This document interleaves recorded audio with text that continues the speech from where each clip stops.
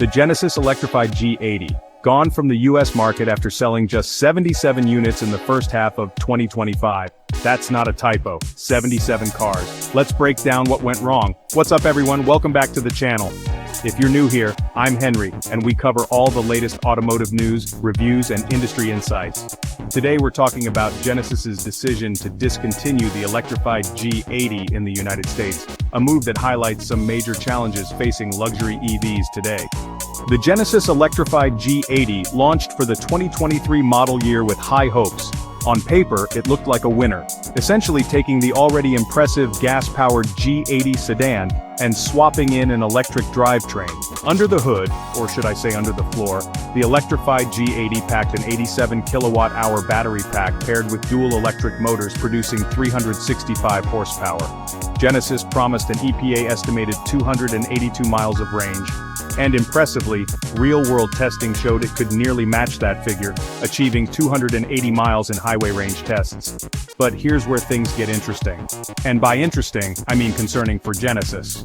Let's talk numbers, because they tell the whole story. 2023, 1,329 units sold. Not great, but not terrible for a first year. 2024, just 397 units. That's a 70% drop year over year.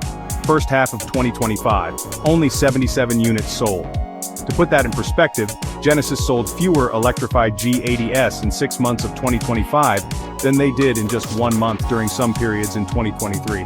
The car essentially became Genesis's least popular model for 2 straight years. What went wrong? Several factors likely contributed to the Electrified G80's downfall. Market positioning: the luxury EV sedan segment is incredibly competitive. You're competing against the Tesla Model S, BMW i7, Mercedes EQS, and others. Brand recognition: Genesis is still building brand awareness in the US market. When consumers think luxury electric sedans, Genesis isn't necessarily the first name that comes to mind. Design philosophy: while the Electrified G80's design was nearly identical to the gas version, some critics argued it looked too conservative compared to more futuristic-looking EV competitors. But here's a crucial piece many outlets are missing. Trade policy played a significant role in this decision. The Electrified G80, like all G80 models, was assembled in South Korea. Recent trade developments have introduced new challenges. Previously, there were no tariffs on Korean-made vehicles. New agreements cap tariffs at 15%, but that's still a significant cost increase. For a slow-selling model, absorbing these additional costs becomes financially unviable. When you're only selling 77 units in 6 months, every additional cost hits much harder than it would for a high-volume model. Perhaps most frustrating for Genesis fans is the timing. The Electrified G80 was actually set for a significant refresh for the 2026 model year, including a 5.1-inch longer wheelbase. But with sales numbers this low, it simply wasn't economically feasible to continue development and production for the US market.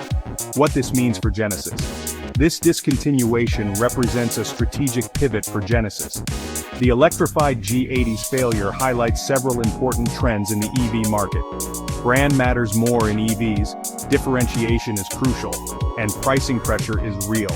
The Genesis Electrified G80's discontinuation is a reminder that even well-engineered vehicles can fail in the market.